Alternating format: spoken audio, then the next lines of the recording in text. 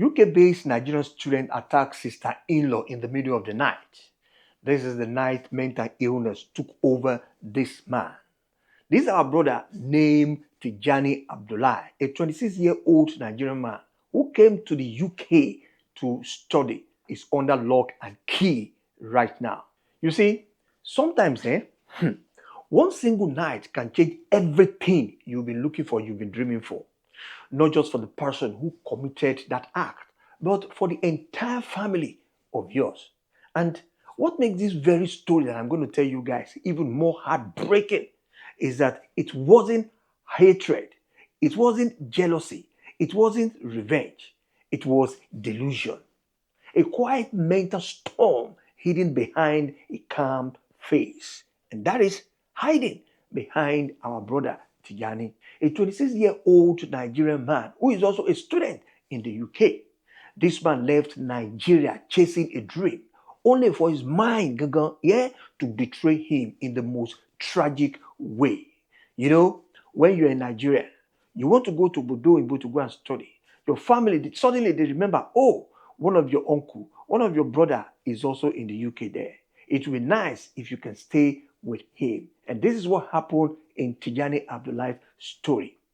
Abdullahi came all the way from Nigeria as a Nigerian man with a simple dream to study, to succeed, at the same time to make his family back home in Nigeria proud. He was doing a master's degree in chemistry at the University of Hull in the UK there. One of those smart and focused students you've ever expect to become a lecturer or a scientist someday in the future and go back to Nigeria to help the economy grow. Abdullahi's brother was already in the UK, married, settled, and at the same time doing everything that you could think of. So naturally, the family trusted that Abdullahi should go straight to his brother and live with his brother in the UK. And that was the structure. And, definitely, he's going to get support there. He's going to get a home. And at the same time, they will lead him through so that he will not misplace, he will not misyan when he gets to UK. But what no one saw coming was that something dark, quiet, and invisible was growing inside Abdullahi. Paranoid schizophrenia was growing inside Mr. Tijani Abdullahi. Now, picture this.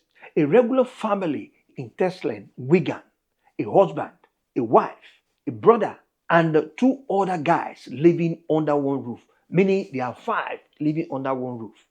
That same night, which was on October 24, 2024, nothing seems unusual happened that very day.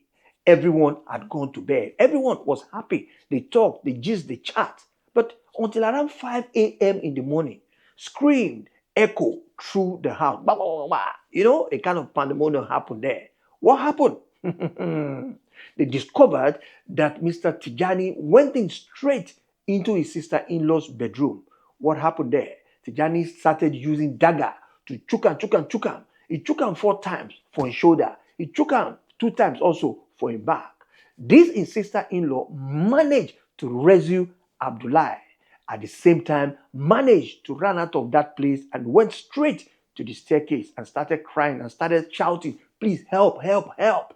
From there, some of the neighbors there, they came outside there, they helped her and they called in the police. When the police came into that very house, what happened? Abdullahi was removed. He did not make problem.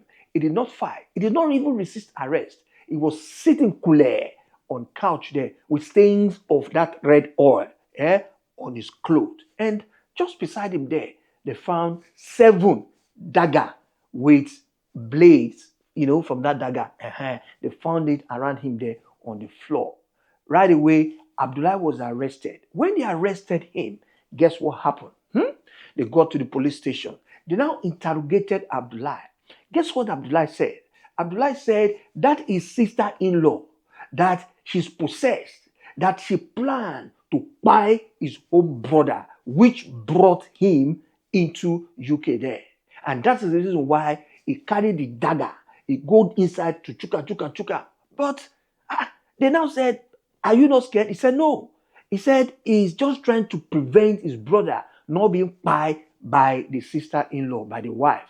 And from there, this one, Ugbenuton, the police, they cannot only hear this. They have to take this to iwaju adájọ́ to the court for them to say, please, so this is the way we, saw again, this thing akayefi, you open our mouth. And from there, they got to court. And then the judge now said, what? You mean you went in there with dagger to dagger this woman? The man said, yes. Then Abdullahi said, my lord, it's not that I really want to buy this woman. No. I just want to commot that evil spirit in her. I want to commot it out. That makes me to teach her a lesson by using the dagger to dagger the woman. Yeah?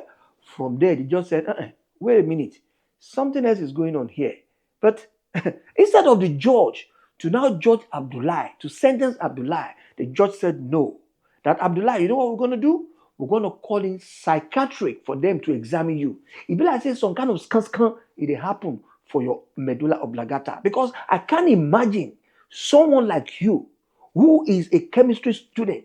You're here for your master's and you went ahead, to dagger the person that is even trying to help you to put roof on your head. So definitely they need to examine this thing. Then they first calling for psychiatric. That one examined Mr. Abdullahi's brain. They found out that something is wrong with his brain that is disturbing him. So that kind of thing that they call paranoia schizophrenia. That's what they call the kind of psycho thing when it happened on top of Abdullahi's head. They just said no. Call another person again. Eventually, at the end of the day, they used 4 psychiatrists. They checked Mr. Abdullahi's medulla oblongata. All the 4 psychiatrists they said is suffering for paranoia schizophrenia. And they said this thing, the moment the thing grab you like this, you go toss spin for your head, say, that person, say, go chuka, or make you do something bad. Then the judge said, okay, if that's the case, I'm not going to sentence you. I'm not going to put you for prison. I'm going to section you. And that is to say, you're going to go into a kind of psychiatric home. And this psychiatric home, when they said section, there in the UK, now big area, there we say they put Ogbologo psychiatrists now there, now they go put you. Because the judge said until doctors and all the people that specialize in that area certify that truly that you are okay to walk, to mix among the normal people, then they're going to look into your case and then maybe they're now going to sentence you back to prison. But when they now asked the sister-in-law, why? The sister-in-law said, hey, Bamio, that nothing wrong, nothing happened that very evening. In fact, that when she came back from work, the only thing she uttered out when she went into the bathroom, she came out, she said, Abdullahi, please, I beg, help us clean that bathroom. Maybe now you use them last. That was the only thing. And Abdullahi answered her normally that no problem, auntie, I will clean the bathroom. The next thing she noticed was around 5 a.m. that Abdullahi walked in to start dagger her. But thank God, this sister-in-law still live to tell her story. What about those ones that they did not live to tell the story? And this is also going to be a lesson to some guys. They call themselves landlord for Bodoyibo. But sometimes, if you want to put people for your house, please, my brother, my sister, be careful. Because you don't know if that person is having some kind of psycho problem. And when you put that person inside your house, simply because you need money, just for one room, maybe 300 pounds or 400 pounds. At the end of the day, what will happen? The person will be the one that will sheku pai. You understand that kind of Yoruba? But also, some people sometimes, they put people inside their home, not because they need the money, but because they need companionship. The house is too quiet for them. They just need someone that will be wale, that will be going out and be going in. While some people at the end of the day, they just say, you know what, let me just help this guy. This guy need roof above his head. While some people will tell you, say, no, me, I know they do that one. No. The only thing I can do is say, I will give you one room, but bro, you go pay money for them. So we've got different types of people that gives out their room for tenants for Bodoyibo. But be careful because people like Tijani, there's somewhere there. And still, let's look at it again. Are we to blame Tijani for all this? Because maybe what Tijani envisated that he will meet when he entered UK wasn't what he met. Because some people say, when you get to Bodoyibo, your problem is over. Your wala, you don't solve. But look at him. He was only allowed to work 20 hours. And maybe that 20 hours cannot even foot his bill, cannot foot the rest of his study. And he started having all this cycle of a thing. He has to hit. His family is not around. It's far away from also Africa there, from Nigeria. So sometimes this, mental health issue is a serious issue that we Africans really need to talk about, we need to deal with. But in this story, some of you will ask me, what about the husband? What about the brother? But the story, according to this news here, it doesn't even say anything about the man. It doesn't bring the husband in this picture. So that's the reason why I don't want to talk about it right now. He is in Stockholm, a high security psychiatric hospital. He's still receiving antipsychotic medication and may be there for years. If you felt this story, don't just scroll away. Like this video, share it with someone who needs to understand mental health better.